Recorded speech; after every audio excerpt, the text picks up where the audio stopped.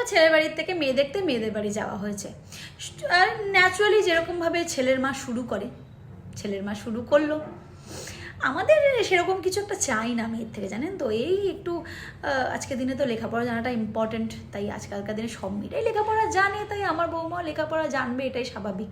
চাকরি বাকরি করলেও আমার কোনো সমস্যা নেই, দুজনে মিলে সংসার চালাবে, দুজনে মিলে করবে।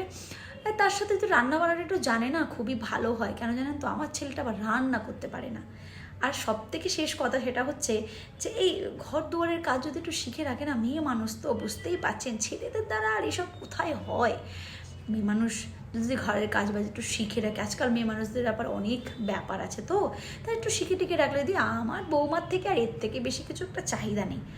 হট করে মেয়েটার থেকে আমার একটা উত্তর পেলো, ছেলের বাড়ির লোক তো একেবারে হতবাক। মানে সাধারণত মেয়েরা কথা বলে আজকালকার দিনে, এটা তো সবাই জানে, কিন্তু এরকম একটা উত্তর পাবে সেটা এক্সপেক্ট করেনি। খুব মজার ছলে কিন্তু মেয়েটা উত্তরটা দিয়েছিল, শুনবেন না কি উত্তর দিয়েছিল।